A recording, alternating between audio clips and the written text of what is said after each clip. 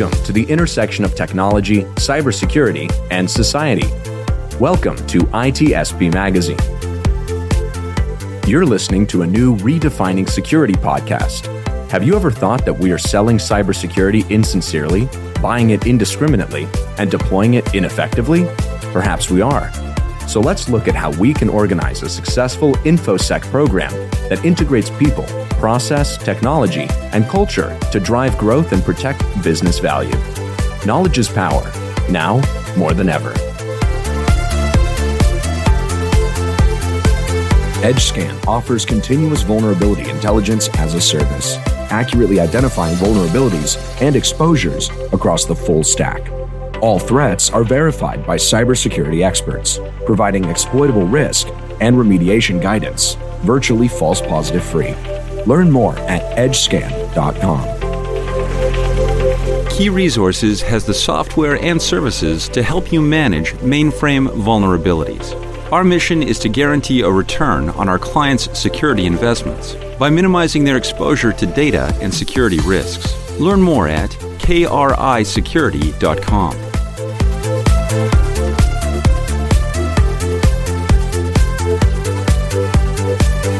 Marco. Sean, here we go. Here we are. We're sitting in front of the camera again. Yep, we are. And we're both using phone cameras to project ourselves in these sessions that we're recording. I wonder if you're how listening to you the got podcast, that. You're not seeing this here. No, but I wonder how you got that, right? Well, this phone is just one thing from a manufacturer, right? There are no parts. It just shows up as one unit. Right around your house. Right around the corner. Exactly. Somebody dug it up from the garden, and here it was. Yep. No, the story is that we don't even think about the stuff that we get and how the economy is all connected. The globe is not what it used to be. We are really interdependent one with another. And with that comes a lot of stuff and a lot of risk. A lot of stuff, a lot of risk. We want our phones. We want all the cameras and audio and everything that comes with it, the ability to surf the web. And that only happens with all the pieces, parts that come with it. And of course, it has to arrive here too, right? From wherever it's built. Yep. That's all supply chain. And if we're going to continue as a society, as humanity, that supply chain needs to work. So we're going to figure out what that future looks like in a chat with our good friend, Andrea Limbago. Thanks for joining us, Andrea. No, thanks for having me here. And this is going to be fun, Marco. Yeah, so a lot of chat, but let's get to the point. First of all, quick introduction about yourself for the people that don't know who you are. And the last presentation you've been doing is right there. Supply chain, geopolitical, Techtonic movement, I heard, something like that. And what is the theme of this conversation? Resiliency. And that's important for all of that. So word is to you. Yeah, no, thanks. Andrea Limbago. I lead the research and analysis at Interos, a supply chain risk company. And, background from academia, Department of Defense, and other cybersecurity startups. And so all of that leads to a continued focus on just the impact of the geopolitical movements that are going on right now, how it's impacting the supply chain. Like you mentioned the interdependencies. I mean, really over the last 3 to 4 decades, we've just seen the global economy become hyper-connected. And so all those parts in your phone, knowing where all that, like down to the components, everything is just hyper-specialized, and we don't think about it, right? And so there are plenty of opportunities. We've seen just some great advances in innovation, but some risk go along with it as well. And so, my focus now and really for the last few years and going forward, because is looking at how these geopolitical shifts are going to be impacting our security awareness, our stature, how it's impacting the various kind of tech stacks that we're all going to be seeing. I mean, we're already seeing on the cybersecurity front, where you are and what the internet looks like for you in one place looks different elsewhere because of various rules and regulations. And that same thing could start happening as far as physical commodities as well, as far as what technologies go into various kinds of infrastructure. So we're just really seeing a really significant shift going forward. And I very much look at 2020 as an inflection point, both for the devastation from the pandemic, but also the world that we're re-entering slowly is going to look very different from what we had in the past, both as far on the economic, geoeconomic front, on the geopolitical front, and the way that cybersecurity standards and norms are starting to get shaped. So lots of movement going on.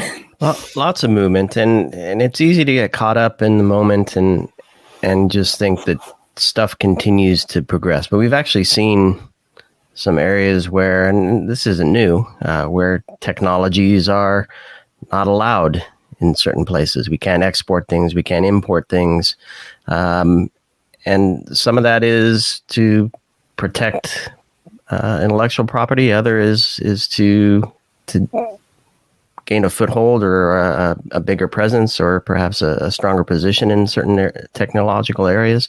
So what are you seeing in terms of the geopolitical movements and of what's progressing, where are things being held back, where's the most competition, and how does that affect the supply chain?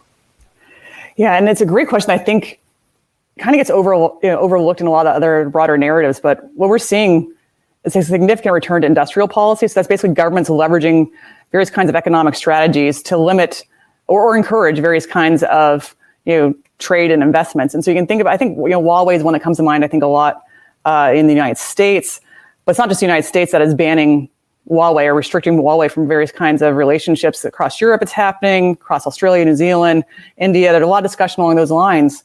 And then similarly, China and some of the authoritarian regimes are also implementing their own restrictions coming in. And so you see two different angles, and kind of at a very oversimplification, you'll see what the authoritarians are doing is largely focused on controlling the narrative, and that's how their restrictions are shaped. So being able to, both controlling the narrative and controlling their own domestic champions, if you want to think about it that way. And so supporting their technological giants, helping them spread, but also controlling the information and restricting various kinds of information going in. You can think about some of the restrictions on, say, LinkedIn, perhaps in Russia, or certain countries are increasingly requiring source code to be turned over if you want to be located there, or requiring local data storage to actually operate there. And that's, again, for that overarching control of the data and the data coming, flowing in and out of those countries.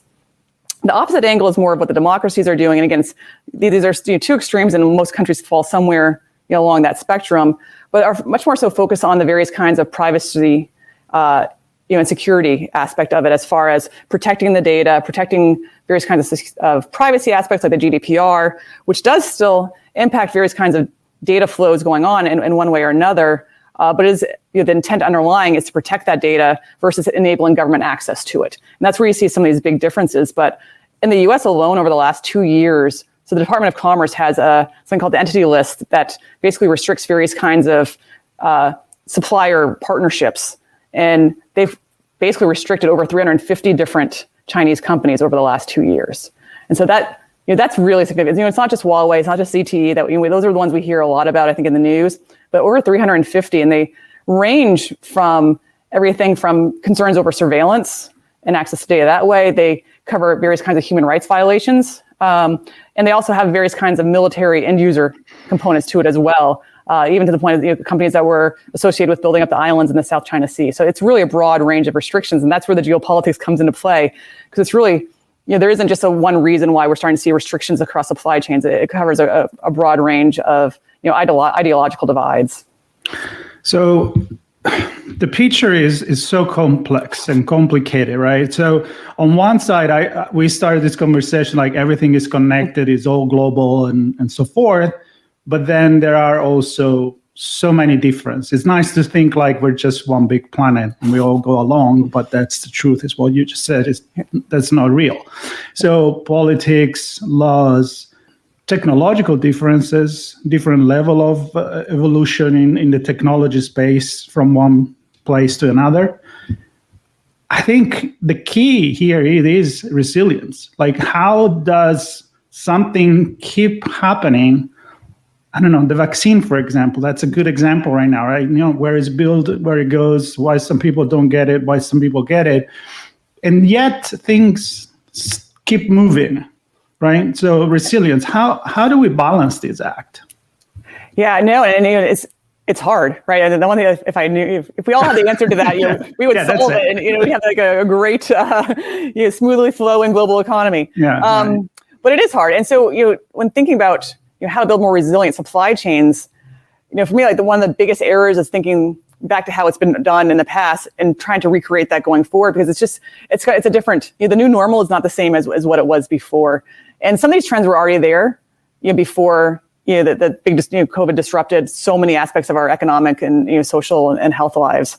And, if you think about, again, specifically in cybersecurity, where we see the splintering of the internet going on, it's very similar along those same lines. We're seeing the supply chain splintering, very similar to how the cyber sovereignty was trying to control over that area. Same things going on in industrial policy and economics. And so creating resilience is really a big focus on building trusted networks and trustworthy networks.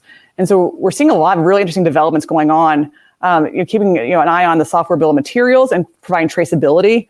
I think that's going to be something that we'll hear a lot about over the summer.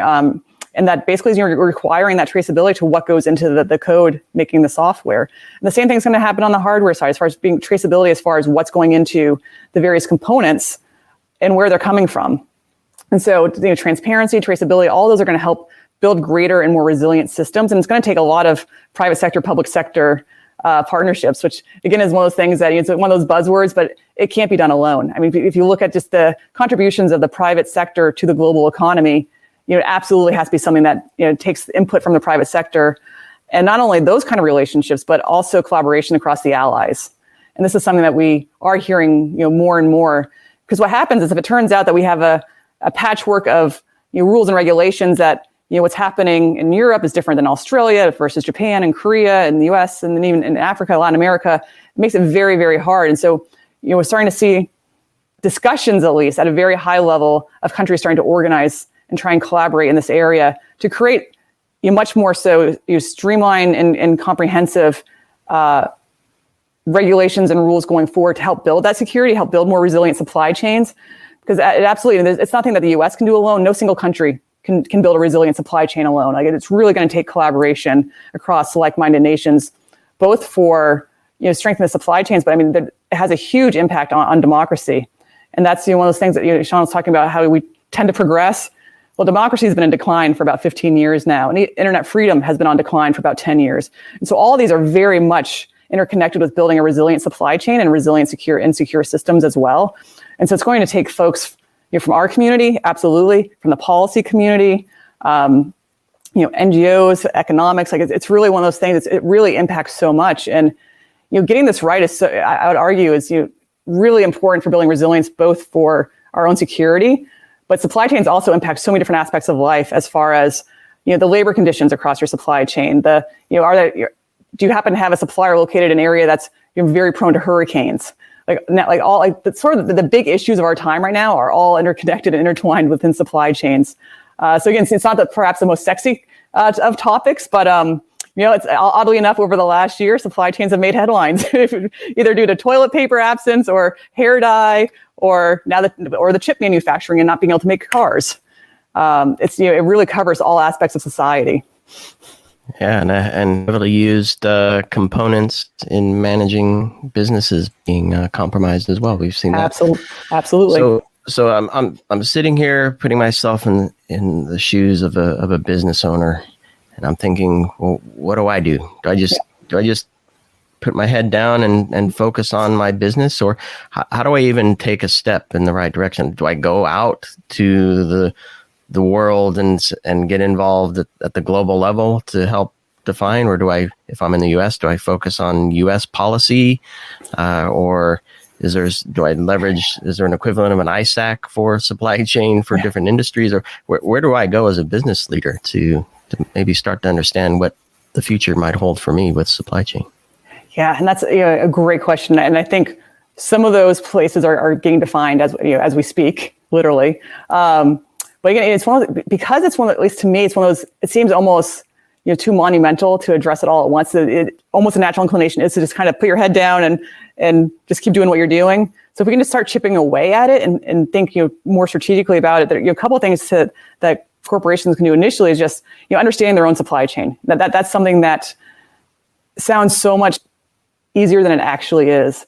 A lot of companies know who their first suppliers are, and they may know who their second tier suppliers are, but they don't know their third, fourth, fifth, and so forth. And that's where a lot of disruption that we've seen over the last year, a lot of that surprised companies because they didn't realize that they were connected to certain parts of the globe in, say, the fourth, fifth tier their supply chains. And so one would just be gaining that visibility across their supply chain. And that can be done through a variety of means. Both technology can help that, but also just information sharing. And to your point of for ISACs and so forth, some of this information sharing is starting to happen actually through the ISACs. And so that's where I think it's really interesting, where we're seeing supply chains starting to get adopted in corporate infrastructure that traditionally is meant for solely technology. They're starting to bring in the supply chain risk aspect as well into it. And so a lot of CISOs are now starting to be tasked with understanding their supply chain. And so it's as if they weren't already overtasked with their workload. Now they're being given even more. But gaining that visibility is one way to really do that. And sort of the organizationally, you're talking to peers, helping figure out with your own suppliers who they're, making sure they know. And then thinking about the security standards. And one of the big aspects across supply chains as well is, you may build up your best security possible around your own corporate network, but if your suppliers or even the third supplier, if they're not taking security seriously, that's basically the means of access into your company. And so really thinking about risk in cybersecurity risk across your extended supply chain is something that I think is a little bit of a different of a mindset shift, which again, it already was hard enough. And now we're just adding a whole nother layer of complexity onto it. So I completely get. That's why it's easier said than done. It's a really tough challenge. Yeah, definitely not the answer I was looking for. But there isn't the easy button, not yet. I know. I have a different perspective, and I'll comment on that after you, Marco. Yeah, well, we're wrapping this quick conversation anyway, and my note is, let's see what next layer is going to come up next time that we talk, because I feel like it's going to pile up one on top of the other. But we are limited time here, and Sean, I'm going to let you close with your comment. Right. But Andrea, I'm sure we'll get this conversation going more and more. Yes. Sounds good. And I'm not in disagreement with anything here. What I'm going to say is that in the theme of resilience, we're stronger together. And what I'm going to suggest is, rather than looking at this from them versus us and one versus nth supplier, is how do we, as a supply chain, it goes to your point, Andrea, get some visibility into that chain, and then build a plan that says, together as that chain, here's how we're going to work together. And of course, that chain crosses in other places. So hopefully then the bigger picture will start to form as well. No, I 100% agree. Collective security. I'm a big proponent of that. And it's both within your partners and then across countries. Absolutely. Stronger together. That's the only way we're going to be able to tackle this big challenge. Love it. And that's how we're going to end this. Stronger together. Stronger together. So thank you very much, Andrea. Pleasure to have you on the show again. And pleased to have you join us for this episode. And everybody listening, stay tuned for more Redefining Security here on ITSPmagazine. Thank you. Key Resources has the software and services to help you manage mainframe vulnerabilities. Our mission is to guarantee a return on our clients' security investments by minimizing their exposure to data and security risks. Learn more at krisecurity.com. EdgeScan offers continuous vulnerability intelligence as a service, accurately identifying vulnerabilities and exposures across the full stack. All threats are verified by cybersecurity experts, providing exploitable risk and remediation guidance, virtually false positive free. Learn more at edgescan.com. We hope you enjoyed this episode of Redefining Security podcast. If you learned something new and this podcast made you think, then share ITSPmagazine.com with your friends, family, and colleagues. If you represent a company and wish to associate your brand with our conversations, sponsor one or more of our podcast channels. We hope you will come back for more stories and follow us on our journey. You can always find us at the intersection of technology, cybersecurity, and society.